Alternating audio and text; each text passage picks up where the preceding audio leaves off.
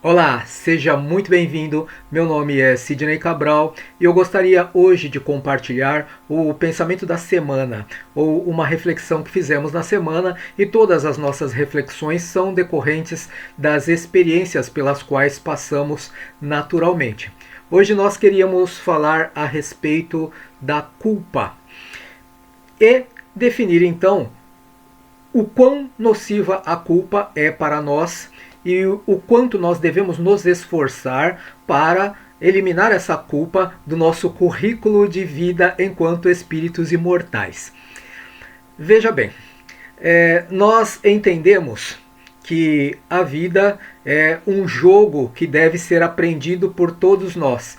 Aprendido porque, se estamos aqui, o único propósito que nós temos é de vencer. Ninguém passa pela vida com o propósito de falir em suas responsabilidades, em suas necessidades e, por conseguinte, deixar de ser feliz. Nós queremos ser felizes, todos nós queremos e precisamos ser felizes, pois este é o propósito para o qual Deus nos criou. Crescendo consciencialmente, vamos adquirindo competências outras que vão favorecendo para que nós, no curso da vida, nos tornemos efetivamente mais úteis. E é justamente esta utilidade perante a vida que faz com que nós tenhamos prazer em viver, nos sintamos satisfeitos conosco mesmo e, por fim, sejamos realmente felizes. Mas quando surgem experiências desagradáveis e nós não sabemos lidar com elas, eis que, naturalmente, alguns destes eventos tornam-se eventos traumáticos. São registros pontuais dentro da cronologia da nossa vida, etapa em etapa, pela qual vivemos, em que existirão marcas de alegria, de prazer e de satisfação, e outras de insucesso, de frustração ou de dor. Estas marcas são eventos traumáticos e alguns traumas são representados por um sentimento de remorso. Algo que eu não gostei, que eu não deveria fazer, que eu estou praticamente arrependido. Mas o que acontece é que, se nós não soubermos lidar com estas circunstâncias, este registro ficará indelevelmente marcado na nossa história de vida. Onde ele fica? No livro? Não. No cérebro? Também não. Este registro é próprio do ser espiritual, do indivíduo, aquela energia senciente a qual nós chamamos de alma ou espírito. E é justamente o espírito que deve saber laborar, trabalhar e resolver estas questões que, num primeiro momento, não tivemos êxito, mas que elas se repetirão noutros cenários, noutras circunstâncias, para que nós possamos ajustar a forma como pensamos, sentimos e reagimos a estas mesmas circunstâncias. Quando nós conseguimos vencer estes aspectos, eis que o trauma está solucionado, ele já não nos incomoda mais, ele já não dói mais. Mas quantas vezes nós falimos nesta tentativa ou recuamos ante a necessidade do enfrentamento de novas experiências semelhantes só porque, numa primeira vez, num primeiro momento, eu não fui feliz. Eu errei, eu fali e fico com a sensação de impotência. Aí está o estigma do trauma. Demos noutra ocasião, em uma das palestras que realizamos, o seguinte exemplo. Quando eu estou passando na rua e sou atacado por um animal, um cão feroz, e eu levo uma mordida. Se isso acontece na infância ou em qualquer parte da minha vida, há uma necessidade de superar aquele momento. De que forma? A única forma é o enfrentamento às circunstâncias semelhantes. Eu devo, por exemplo, ser mais cauteloso, perceber o animal à distância e tomar alguma medida protetiva, uma medida de defesa. Eu lanço mão de um pedaço de pau, de uma pedra, eu me coloco numa posição de maior coragem e empoderamento e tento causar a mesma sensação de impotência que eu sofri, só que desta vez transferindo para o animal para que ele não me agrida mais. Quando eu tenho sucesso neste cometimento, o trauma já não me acompanha mais. Mas Geralmente nós fazemos exatamente ao contrário. Nós deixamos que aquele evento traumático se aposse de nós e toda vez que ouvimos um latido, nós nos assustamos e recuamos. Toda vez que um animal se aproxima de nós, nós tememos uma nova agressão. Isso revela que eu não aprendi a lidar com a situação. Este exemplo que nós demos é para que possamos fazer analogia a outros eventos no futuro, eventos de outra natureza, mas cujo resultado é bem semelhante. Por exemplo, venho de uma experiência na infância, uma experiência bastante castradora, onde, enquanto criança, eu ouvia muitos nãos, muitas correções de forma inadequada, as famosas chineladas que nós levávamos, os castigos pelos quais passamos, onde os adultos, quer sejam os nossos pais, irmãos mais velhos ou mesmo nos grupos escolares, nos levavam a um comportamento subserviente. Enfim, eu não posso nada, eu tenho e devo me sujeitar às opiniões alheias, às imposições dos outros, à vontade do outro. E tenho medo, inclusive, de me manifestar. Novamente, nós lembramos que isso pode acontecer em qualquer fase da nossa vida, seja na infância, na adolescência ou na vida adulta. E o trauma se estabelece não pela maturidade biológica, mas pela imaturidade consciencial ou espiritual. Ou seja, não saber lidar com uma situação. Deixar que o sentimento de impotência, e impotência não é fragilidade, a impotência acontece quando nós nos achamos incapazes de modificar um quadro, uma situação, então deixar que este sentimento de impotência determine os rumos da minha vida, o que eu posso e o que eu não posso fazer. Então, dentro deste cenário que nós traçamos agora, nós podemos considerar que teremos dificuldades nos relacionamentos, no relacionamento conjugal, onde a mulher se coloca numa posição de subserviência em relação ao seu esposo e não de parceria, como deveria ser, ou vice-versa, o próprio esposo se sentindo impotente diante de uma personalidade mais forte, mais determinada da sua esposa. O mesmo pode acontecer dentro de um contexto de hierarquia invertida, em que a personalidade do filho seja muito mais forte e determinante do que a dos próprios pais, e ele passe a ditar as normas. E as coisas são feitas não da forma que os pais querem orientá-lo, mas sim da forma que ele quer que seja. Aqui nós temos algo interessante para trazer. Em o livro Conflitos Existenciais, de Joana de Ângeles, trouxemos algumas ideias sobre a questão da culpa. A culpa é este trauma caracterizado pelo sentimento de impotência, de falibilidade diante das próprias responsabilidades. A culpa pode nos trazer inúmeros sentimentos, mas aqui vamos falar um pouco a respeito do remorso e do arrependimento. Conscientes ou não dos atos equivocados que nós praticamos. Estes registros indelevelmente impressos na alma permanecem como uma lição que ainda não foi aprendida e deverá, portanto, mais tarde ser retomada para que as devidas correções de pensamentos, de sentimentos e de atitudes sejam feitas. Isto poderá acontecer nesta vida ou mais para frente, noutra encarnação. Isso não importa. O que importa agora é entender que existem dois tipos de culpa: a culpa objetiva e a culpa subjetiva. No caso da culpa objetiva, e isto é apenas mais uma analogia para nós entendermos, então na culpa objetiva eu tenho consciência de que o meu pensamento, o meu sentimento ou a minha atitude poderá gerar um determinado resultado, mas eu não me importo com o resultado, se ele será positivo ou negativo, se ele será danoso ou não, e se esse dano reverberará desfavoravelmente para mim ou para o outro.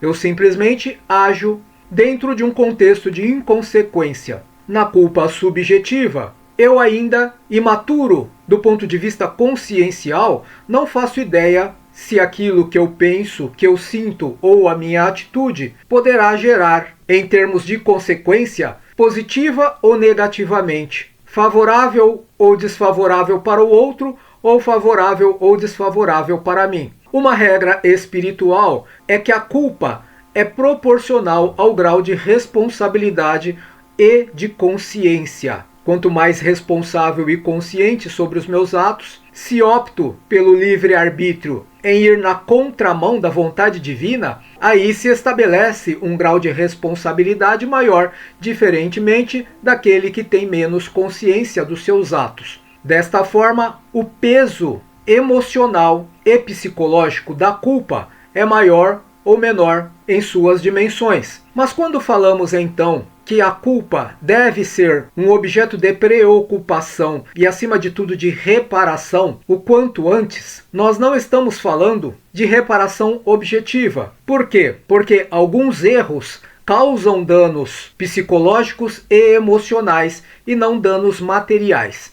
Se nós, ao dirigir um veículo, causamos por uma colisão o dano ao outro veículo, eu faço essa reparação de maneira objetiva, o ressarcimento quanto ao reparo necessário ao outro veículo. Mas e quando eu gero um trauma para alguém? Como eu faço esta reparação? E aqui vai um ponto fundamental. Quando nós não desejamos o mal ao outro, por mais que nós nos sintamos responsabilizados em provocá-lo, nós devemos entender que nós não tivemos a intenção. E esta é a primeira porta de defesa contra a culpa, ou seja, aquele registro indelével que ficou impresso em algum lugar da alma ou em algum lugar da própria consciência. Esse bloqueio é super importante para que isto não se conforme no porvir em uma psicopatologia. E daí diríamos como assim? Segundo Joana de Ângeles, aquilo que nós não resolvemos hoje, amanhã poderá se caracterizar numa somatória de novos equívocos. E quanto mais nos equivocamos e não solucionamos tais questões, a culpa fica maior. Enfim, o registro na alma fica muito maior. De sorte que passaríamos uma existência inteira acumulando registros de débitos e numa encarnação vindoura, estes registros seriam de tal volume que o próprio espírito entraria numa perturbação, uma desordem psíquica que geraria consequências gravosas para o próprio corpo físico. Ou seja, uma esteira de débitos que levou à somatização. Esta somatização geraria, portanto, transtornos psicoemocionais que interfeririam nas funções normais e habituais do cérebro, em seus lobos frontal, parietal, temporal, occipital. Estas engrenagens em mau funcionamento levam a estados d'alma, ou estados psíquicos, também psicológicos,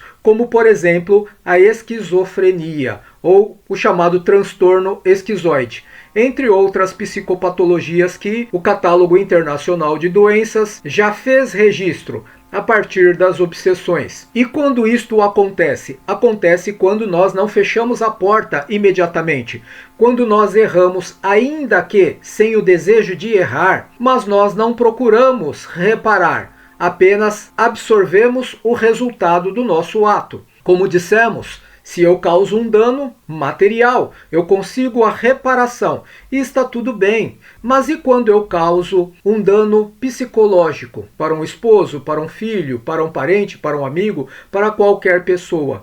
Como eu consigo fechar esta porta, a porta do remorso, a porta do arrependimento? Quando eu entendo que a vida é assim mesmo, que eu sou suscetível de erros e de acertos, e que eu uso ou deva usar um ensinamento de Jesus, que é o perdão. O perdão não é apenas uma dedicação para o outro.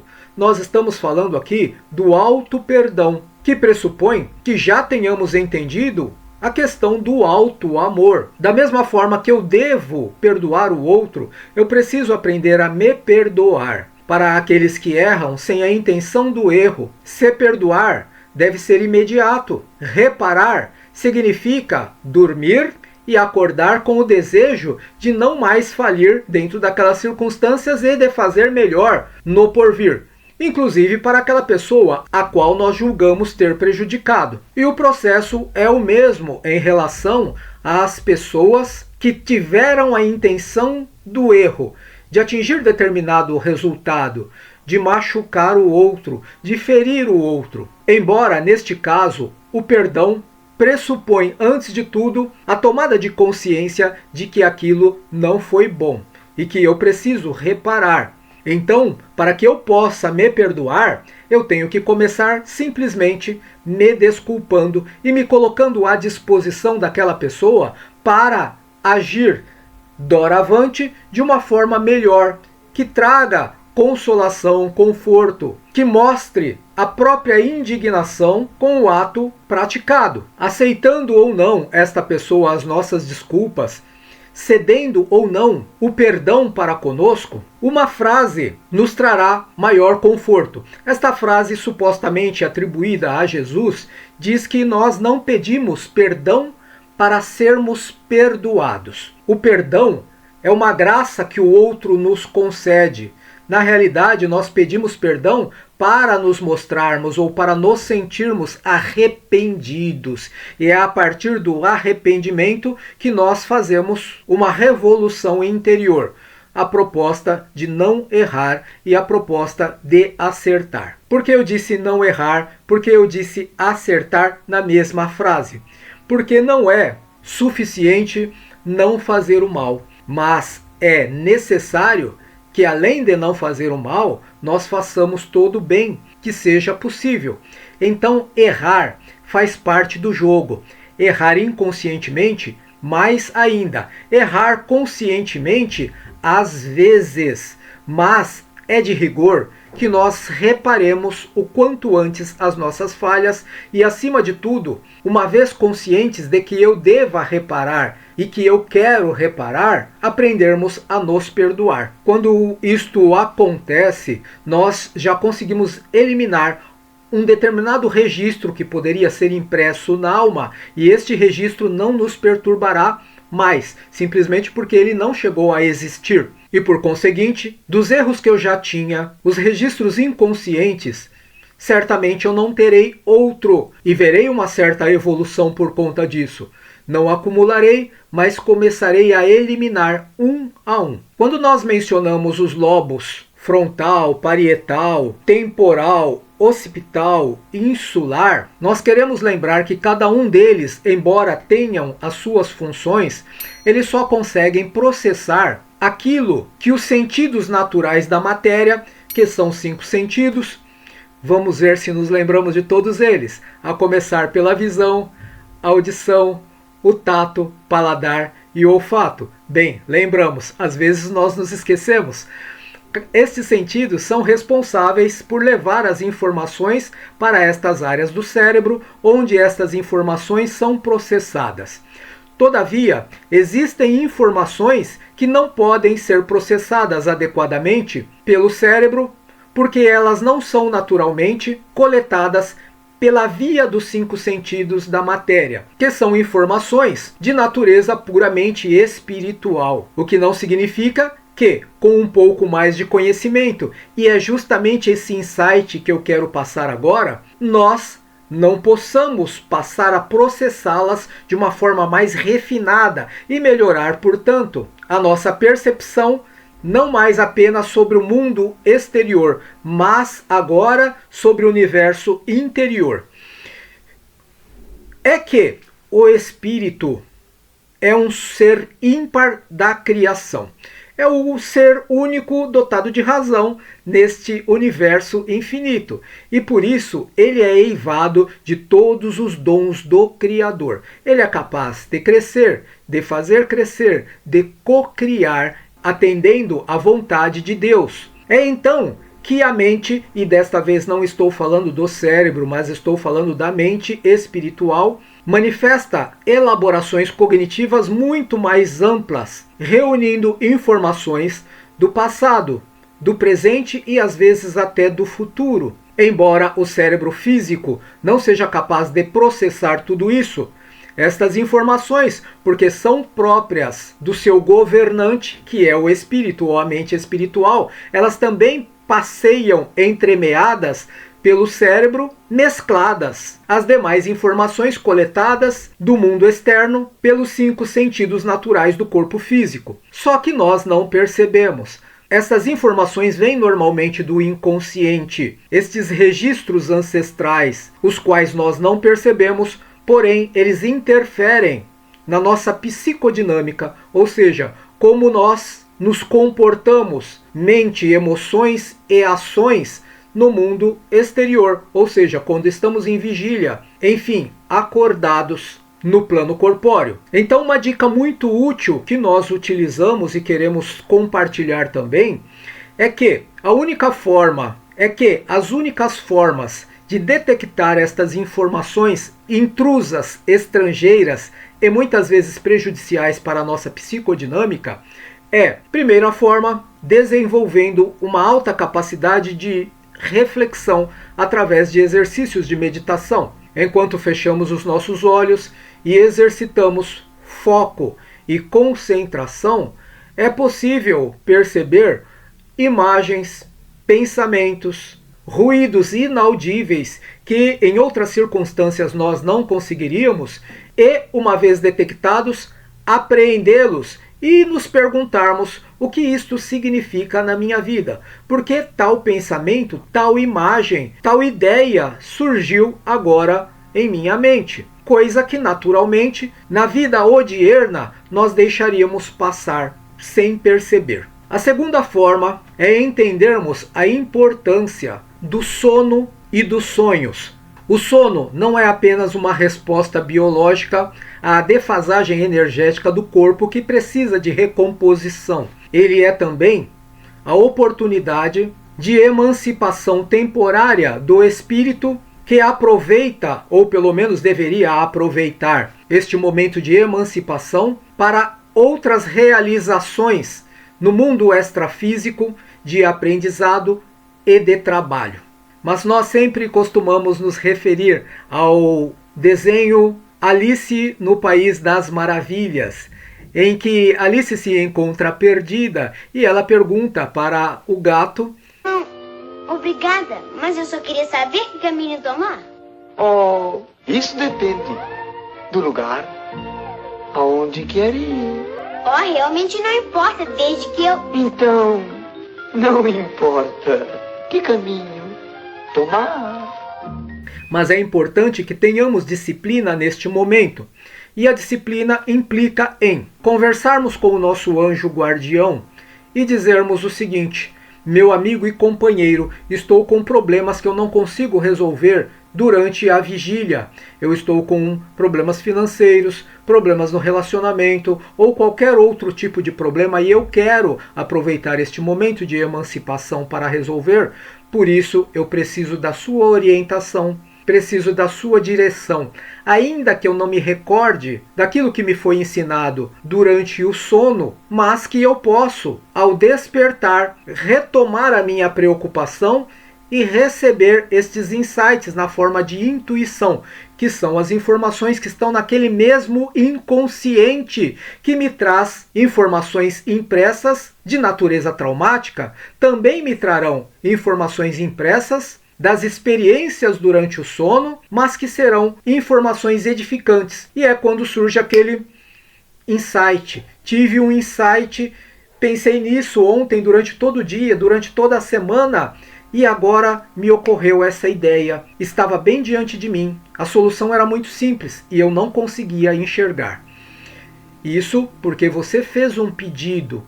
E esse pedido não é uma pílula mágica. Não foi a lâmpada do Aladim que nós esfregamos e saiu um gênio e resolveu o meu problema. Foram as experiências próprias da alma que fizeram com que, durante a vigília, esta informação aflorasse no momento em que eu tentei solucionar novamente o mesmo problema que dantes eu não conseguia. Este é um dos objetivos do preparo do sono. Aprender, se instruir, entender onde erramos, para que, quando retomarmos a jornada na vida corpórea, erremos menos, posterguemos menos e avancemos muito mais. Ah, mas você fala isso porque você é espírita, é um dogma espírita. Não, é uma realidade espiritual, já que se você está nos assistindo, você crê na imortalidade. E se crê na imortalidade, racionalizemos. Somos corpo ou somos alma? Somos corpo ou somos espíritos? Se somos espíritos, faz todo sentido dedicarmos uma atenção muito maior à vida espiritual ou vida moral, porque é a mesma coisa, para que consigamos fazer uma jornada transitória na vida corpórea com maior assertividade. Então, dei 2 dicas. A primeira dica é aprender a exercitar o foco e a concentração em momentos de meditação para encontrar a solução para os problemas. É uma reconexão do ser espiritual com o seu verdadeiro estado permanente, que é o estado da vida incorpórea, associado ao momento de plena liberdade, de liberdade pela emancipação durante o sono. Então são 2 estados. No primeiro eu estou na vigília, mas consigo retomar a minha condição de ser pensante de origem incorpórea, e num segundo momento, temporariamente liberto, emancipado, imerso na vida incorpórea, aproveito esse instante de lucidez, onde os limites do corpo não me impedem de refletir, de pensar, de enxergar, de perceber mais amplamente a vida, e uso este momento de lucidez, portanto, para solucionar as minhas demandas. O que você quer dizer? Que eu não posso ser um ser lúcido sem me recolher em meditação ou sem estar emancipado temporariamente do corpo? De certa forma, foi isso mesmo que eu quis dizer. Porque os ambientes, as pessoas, as demandas da vida mundana absorvem não só a nossa energia, quanto a nossa atenção e também o nosso tempo, sobremodo. De sorte que não conseguimos ficar mais que alguns minutos ou menos que 1 minuto em pleno estado de lucidez na maioria das vezes. Então é necessário que nós façamos esse recolhimento. Retomando então a nossa ideia sobre a culpa. Quando nós fazemos isso, estas práticas com disciplina, fica mais fácil perceber onde erramos e muito mais fácil perceber como podemos reparar. Fica fácil, inclusive, perceber se a minha disposição para reparar o erro está convenientemente inserida em um contexto de real possibilidade ou não. Porque se eu quiser a todo custo reescrever uma história, eu também não estou sendo lúcido o suficiente. Porque aquilo que passou virou história e as histórias não podem ser apagadas. Quando falamos de reparação, nós não estamos falando em reescrever um passado. O que passou, passou e não pode ser corrigido. Pode ser reparado com novas propostas e ideias de transformação interior e colaboração para com o semelhante. Aí que fica claro também os paradigmas que nós trazemos do passado. Nós entendemos que reparação é uma reescrita para uma releitura de uma história muito antiga. E disso resulta o equívoco do Código de Hammurabi ou a Lei de Retaliação ou Pena de Talião, que não se aplica ao espiritismo. Olho por olho, dente por dente. Quando cometemos um erro, e já dissemos que o passado não pode ser reescrito, mas que nós podemos fazer um novo futuro, isso muda tudo. Porque eu posso, por exemplo, errar consciente ou inconscientemente e atenuar os meus débitos a partir de uma proposta. E veja bem, grave a frase sincera, intenção sincera de fazer o bem, passo a auxiliar aquele a quem eu prejudiquei da melhor forma que eu puder. Ah, mas eu cortei o braço daquela pessoa, tirei a mão, furei um olho. Como que eu vou reparar? Eu vou arrancar o meu olho e ceder para ele? Vou arrancar o meu braço e ceder para ele? Já dissemos que esse Código de Hammurabi, lei da retaliação, não se aplica à vontade divina. Mas essa transformação sincera, a intenção sincera, começa não na ação para com o outro, mas na consciência de que eu errei e eu não quero mais isso para mim. E agora eu quero fazer melhor. Se eu não posso repor um órgão cortado, um olho perfurado, eu me predisponho a ajudar da maneira que aquela pessoa aceitar o meu auxílio. O que você precisa? Ah, eu preciso disso e daquilo, então eu vou fazer. Esse remorso, ou esse arrependimento, melhor dizendo, arrependimento, é claro que ele vai nos constranger toda vez que nós nos colocarmos numa situação de superioridade em relação a qualquer pessoa, porque eu vou lembrar das minhas imperfeições, dos atos equivocados e ficarei constrangido. Porém, à medida em que eu vou tomando atitudes positivas, auxiliando os semelhantes, isso vai se diluindo aos poucos. O que está sendo diluído, então? A culpa. A culpa que começou a bater a porta para fazer registro no meu inconsciente, na minha alma, ela vai bater a porta e eu vou resistir praticando o bem, de sorte que ela se enfraquecerá e ela não imprimirá mais os seus efeitos maléficos em minha alma, ou em minha consciência, melhor dizendo. Mas enfim, eu ainda sinto que aquele ato equivocado, cortar a mão, requer maior dedicação minha para com aquela pessoa, e tudo que eu venho fazendo, levando ela ao médico, ajudando-a no trabalho, não está sendo suficiente. Não se preocupe. Deus entrega a cada um de nós um fardo, e fardos são expiações ou provas, de acordo com a capacidade dos nossos ombros de suportá-los. E certamente, noutra existência, teremos outras oportunidades, e as oportunidades mais comuns são abraçarmos ou acolhermos aquela pessoa no seio familiar, na forma de um pai, de um filho, de uma pessoa próxima, um tio, um irmão, até mesmo um vizinho que necessite do nosso concurso, e porque nós construímos já nesta existência essa possibilidade, ou esse desejo, melhor dizendo, de fazer o bem, porque começamos essa nossa transformação nesta existência, quem sabe faz a hora, não espera acontecer, não espera as próximas existências, mas começa a transformação agora, porque nós construímos isso noutra existência.